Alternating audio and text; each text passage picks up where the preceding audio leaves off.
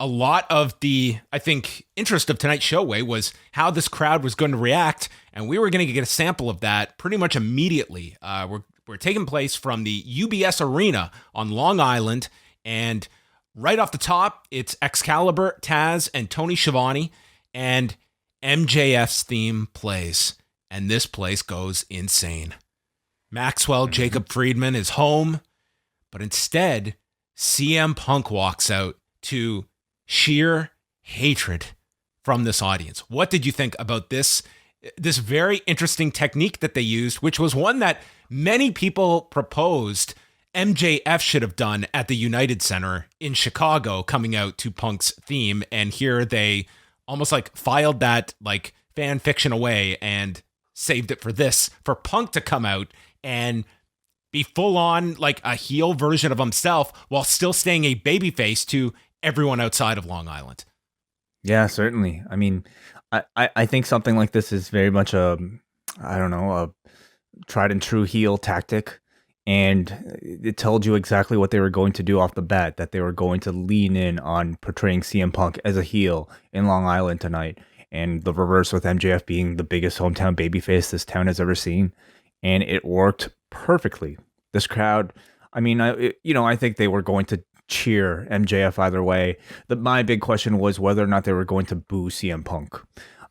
If Punk came out here strictly with his own music and cut a straight up babyface promo, I would wonder whether or not this crowd would have booed him. Certainly, I don't think they would have. I don't think he would have got anywhere. Like if he had just come out regular, like they obviously felt the need to have to play this theme to establish to the audience it's okay to boo him. We want you to boo him. Possibly, yeah. Or they could have hijacked the segment and they could have turned on him anyway once he started to talk shit about MJF. Once he got to that point. Instead, they leaned in on it and just decided we're going to push CM Punk as a heel tonight. And I thought it was very effective. He gets into the ring. This crowd, they're just hating this guy. And Punk goes, "That's all you've got? Chicago is so much louder." And were you aware that there's a hockey team that plays in this area of the countryway? I am aware, yes. The New York Islanders were the official punching bag of AEW on this particular night, and that is what CM Punk had here.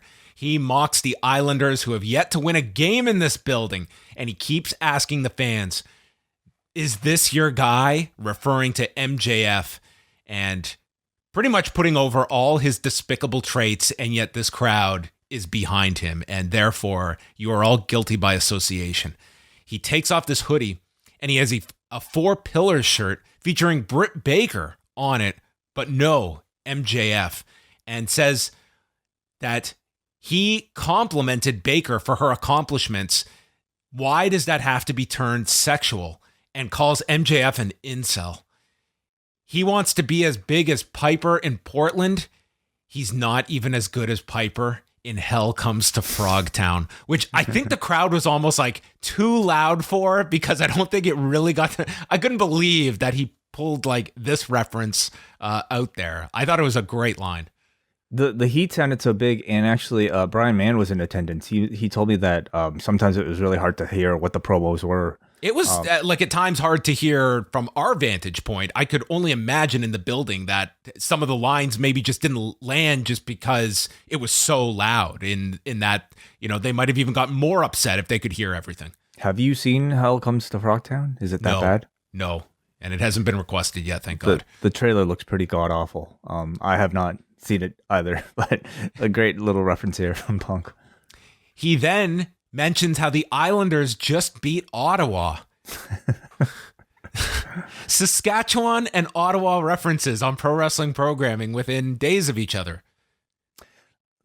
You know what? It's the world's getting smaller and smaller. And Ottawa getting some love tonight. Well, not really, but you know what Punk kind of missed out on, though? You know who beat the Islanders on Sunday? Who's that? Chicago. Okay. Anyway. This was a good line, though. This was a good line because he compared the Islanders beating the Senators to him beating QT Marshall. And so the Ottawa Senators are the QT Marshall of the NHL? Damn, wow. I haven't been following hockey, but that tells you everything you need to know. I mean, Eugene Melnick in wrestler form might be QT Marshall. Okay. Yeah. He says that MJF, he compares MJF to Dennis Rodman, and that MJF is your worm, comparing Rodman to this person that people hated, and then became a fan of his when he came to the Bulls in Chicago. I thought this was brilliant. It was a brilliant way of justifying why CM Punk all of a sudden was being so nasty to these people in this city. He is strictly, number one, it's tremendously entertaining to see CM Punk play a heel. But number two, it still fits into the overall narrative because we've all had this experience if you're a sports fan, wanting to cheer the person who is an asshole, but he is your asshole, and therefore it's right to cheer them, at least, in your vicinity. And so CM Punk absolutely made it understandable why he would be so mean tonight. So Punk mentions how he wants to face the winner of Hangman Page and Danielson and assumes that MJF also wants the winner. So they have to fight. And the crowd is trying to drown him out. And he says how MJF stooped so low to bring Larry into all of this when Larry has more balls than MJF. It was kind of hard to hear what they were cheering, but I think it sounded something like, fuck your pizza. Is that what they were chanting? Because I couldn't make it out either. I could be wrong, but that's a good chant, though.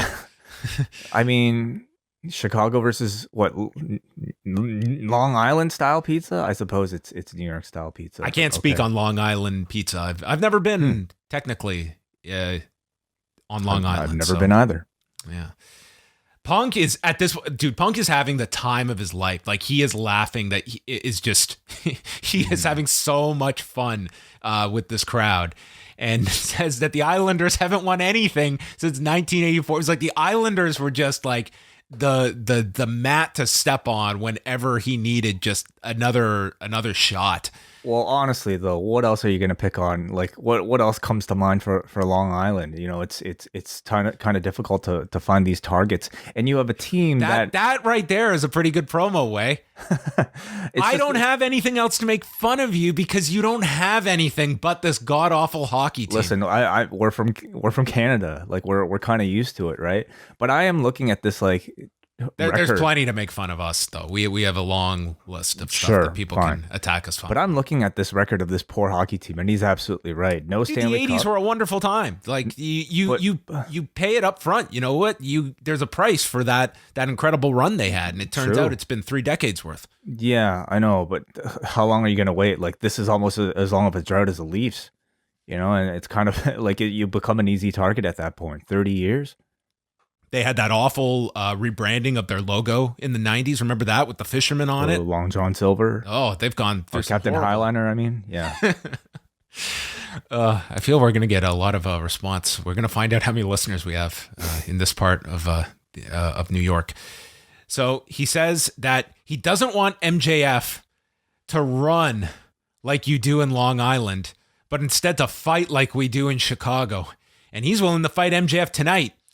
But if that's your guy who you back, then you're all chicken shit.